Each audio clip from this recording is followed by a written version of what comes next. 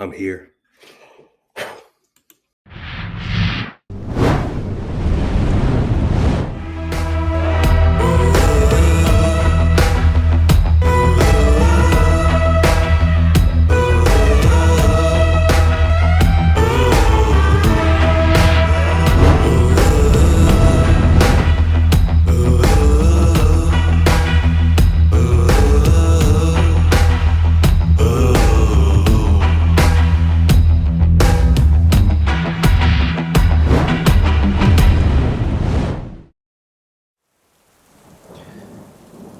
Excuse me if I'm a little emotional recounting this, but in this instance, I feel that it's warranted because ever since the redhead incident, I was wary of going back to work. I've never really cared about the people who get what they ask for whenever they don't think a wish through. But she wasn't there for a wish. She didn't want anything. She was just there. Yeah, she brought a cop to the shop, but if I was her, I'd do the same thing. Whatever happened to her down in the basement, she didn't deserve it. My day off was spent mostly in my room sulking, just wrapped up in my blankets and contemplating the many horrible things I had done for King Creole.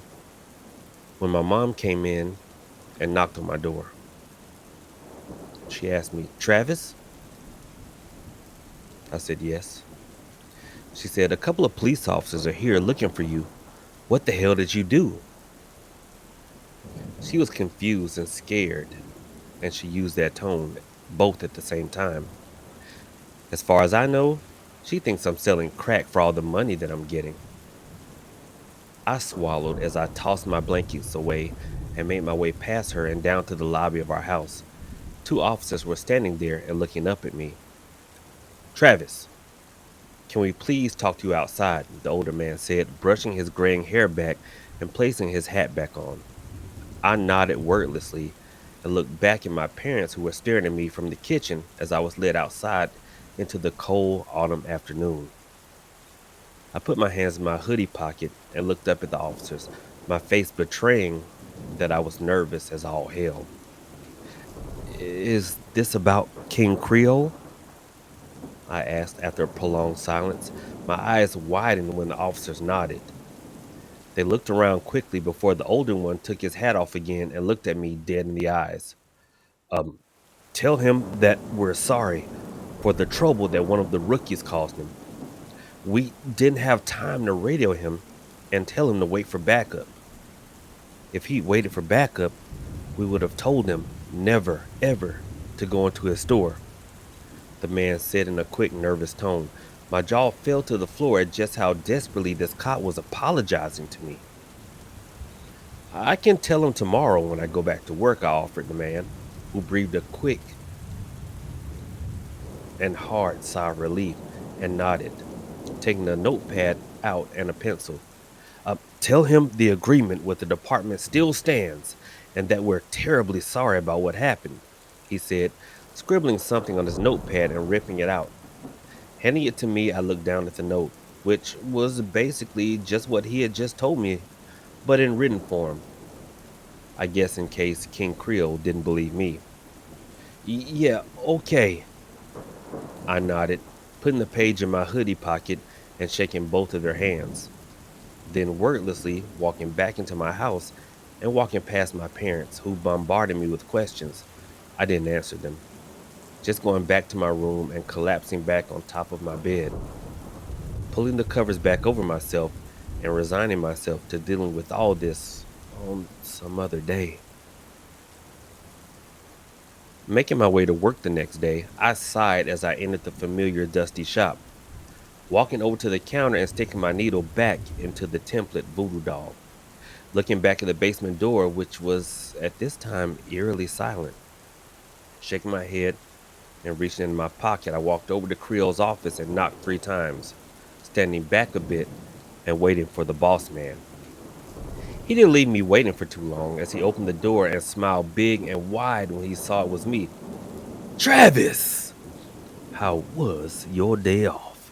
I missed you, my boy," he chuckled, coming fully out of his office and giving me a hug, which I half-heartedly gave back. It was fine, sir. Um, the police came and told me to give you this," I said, reaching into my pocket and handing them the handwritten note. He looked at it quizzically and took it from me, looking down with his button eyes and that smile on his face growing wide enough to strain the stitches on his mouth. "Oh, marvelous. I was beginning to think that they had forgotten about little old me," he chuckled, sticking the note into his suit and smiling at me. "I do apologize again for you being roughed up as badly as you were, Travis," he hissed, putting a hand around me and leading me back to my counter. "It's fine, sir. It didn't hurt that bad," I said, rubbing the bruise on my forehead a bit. "It only stung if I touched it, really. Luckily for me, my hair is long enough that I can hide it behind my bangs. Pays to never get a haircut sometimes." "Good, good. I do enjoy your company in the shop. Even your little friend was missing you," he chuckled, tapping the template doll on his head. I looked at it, and for once, it wasn't giving me a stink eye. I'm glad I'm not such an ass to it after all. "Keep up all the good work, son," Creole said, giving me a firm pat on the back and leaving me to run the front end once again. Doing my usual ringing up of the odd customer, I was soon enough met with something that did make my day a little better. Olivia usually came back to the shop every Saturday with her new mother, so it's always a little ray of sunshine to see her so happy. "My doll broke," she said with a sad little pout, holding up the doll of what used to be her mom and showing that the arm had indeed come off. "Can Mr. King Creole fix it?"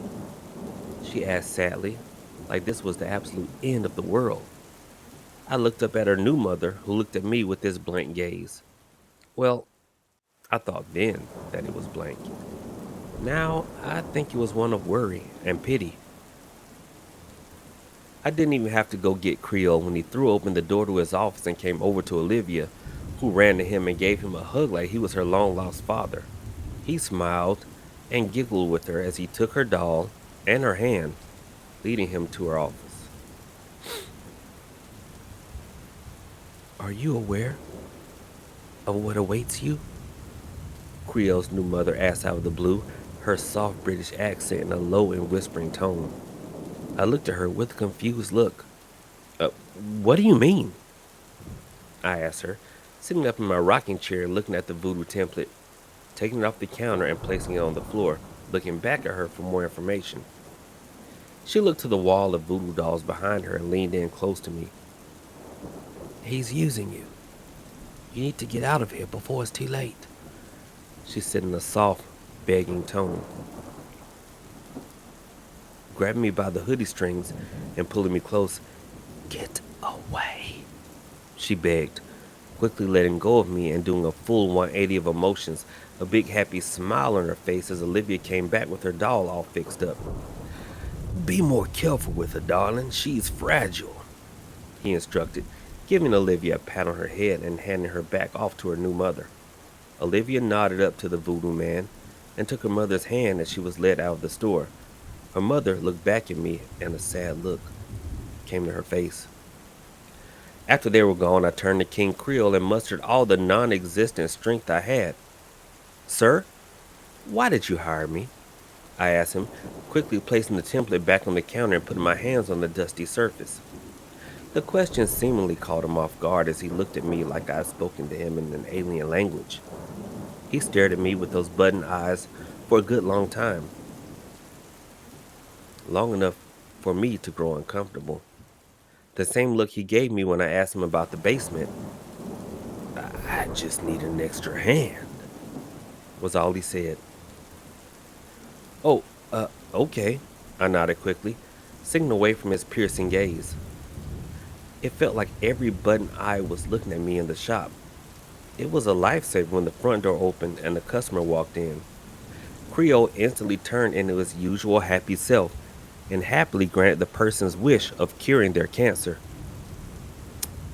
It's a real shame about the heart attack they had immediately afterward.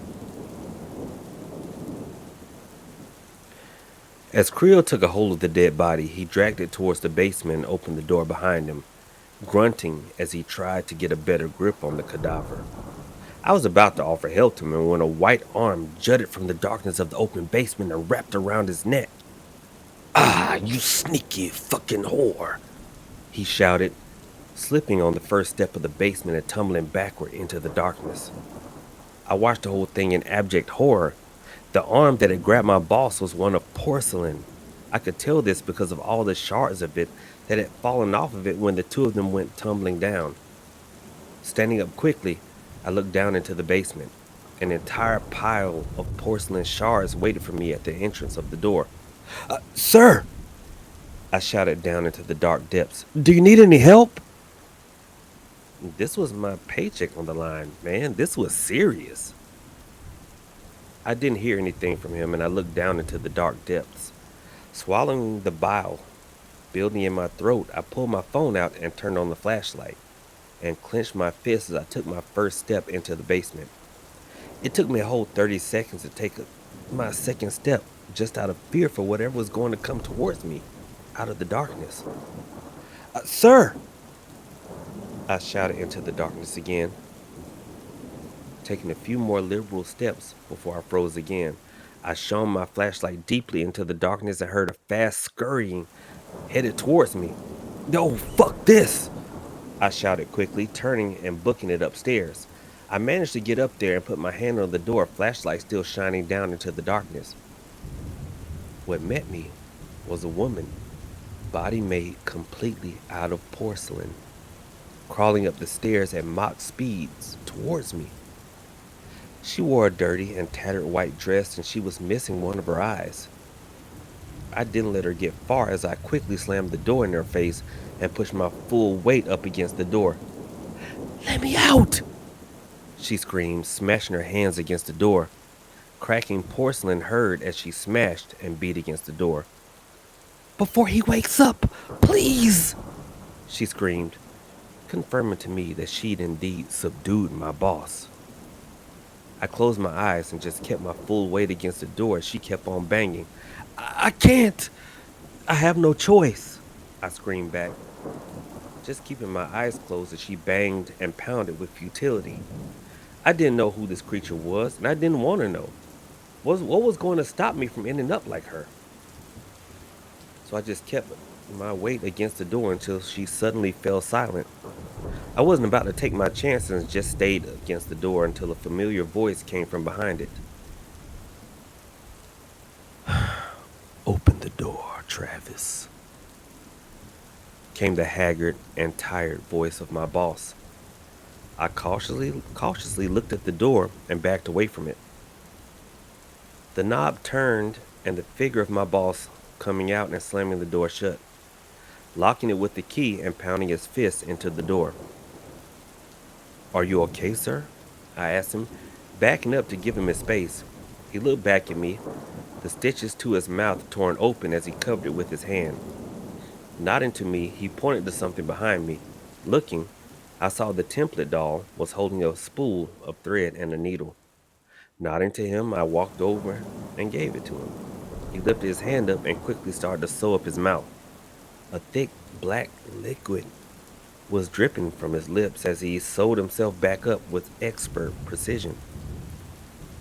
He finished it up in 30 seconds flat. "I'm fine, son.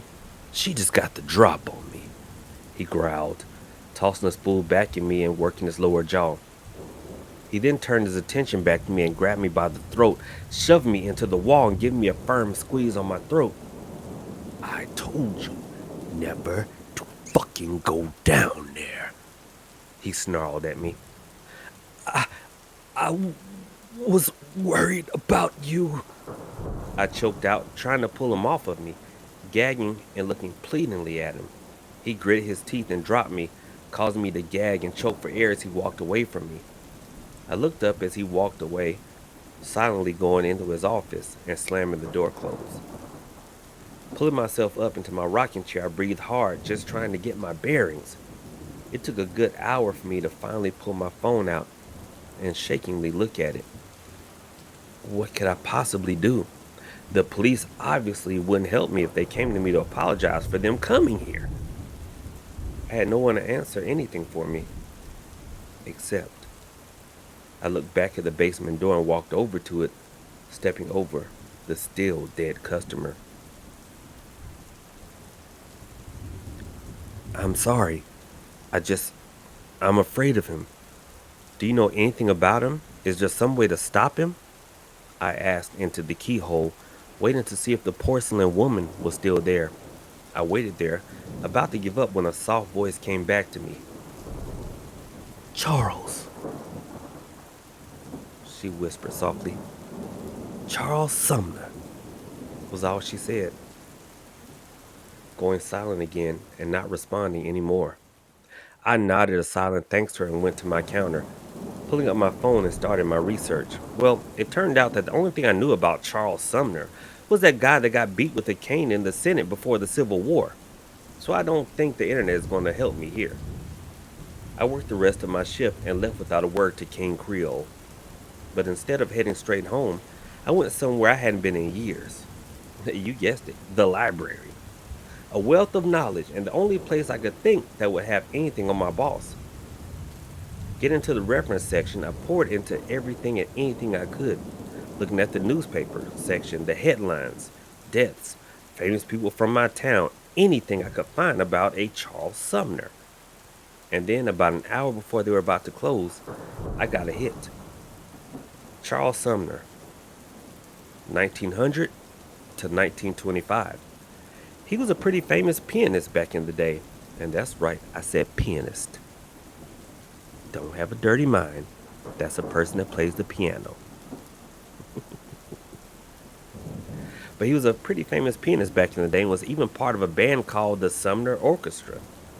Other than that, I didn't get too much about him, but it did lead me down a rabbit hole when I saw the only picture of him in the reference book. It was clearly my boss, King Creole in the flesh. No button eyes, no stitches, nothing. He was no doubt human in this picture. And that was surprising. What surprised me most was the woman standing next to him in the picture, because that was the porcelain woman. She was famous enough to have a caption along with our boy Charles. Mary Simmons, a well loved singer in the band, and according to the book, Charles's fiance. I dropped the book when I saw that and stared in disbelief. She was his fiance. What could she have done to deserve what she was getting? I needed to know more. Then all the lights in the library cut out. I looked up and quickly, I almost pissed myself, grabbing my phone and turned the flashlight on. I clung to it tightly as I looked around quickly. I looked back at the book and, sorry about this library, ripped the photo out of it, stuffing it into my hoodie and making a break for it, until I found myself falling flat on my face. Looking down, my eyes went wide as I saw a couple of voodoo dolls at my feet, having tied my laces together while I was in the darkness. Oh, give me a break! I shouted at them, kicking them and quickly ditching my shoes. I made a run for it again. I'm not one of those folks in the horror movies. If I trip over my shoes, I kick them off and I run. Getting to the front doors, I pulled on them to no avail. I was locked in. Why couldn't the internet have had this information? Now, I was going to die in my least favorite place in this stupid town, and that was saying something. Looking around, I had to find a way to escape.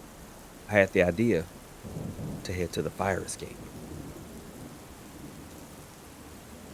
Looking around, I soon made it to the nearest door and reached out to open it, only for my arm to go completely limp.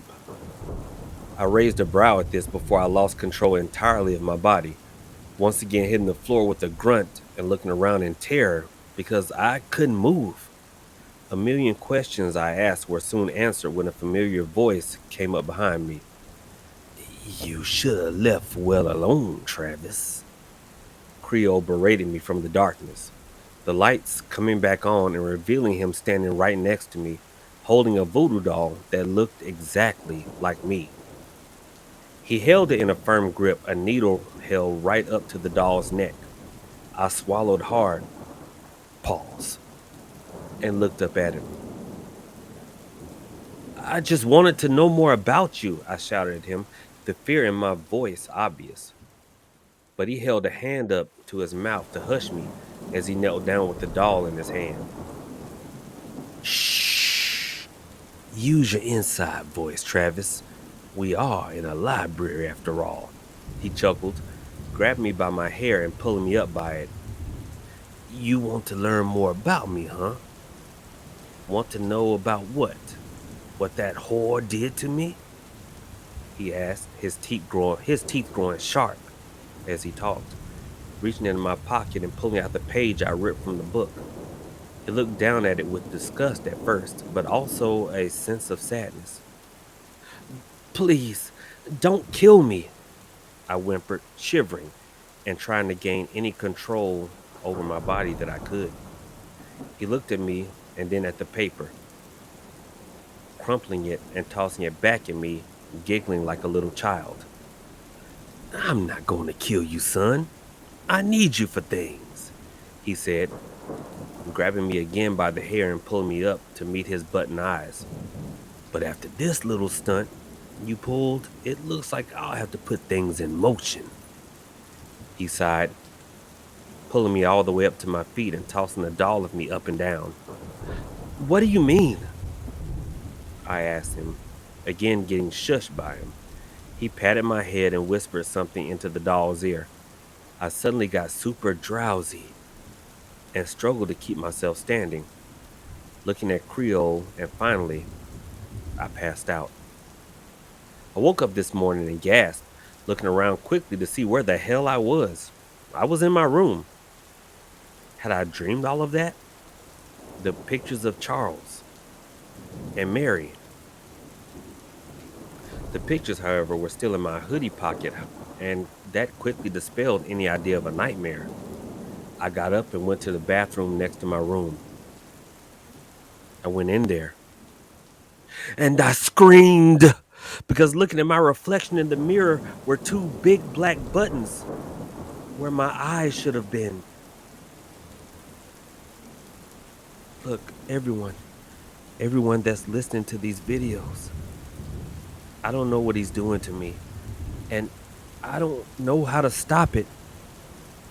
I'm scared, guys. I'm gonna try to find out how to stop him before I end up like all the customers I've talked shit about. If I don't upload any more videos, assume I failed. Because looking down, my skin is getting really pale as I finish this up, so I've got to get a move on. Guys, please, wish me luck.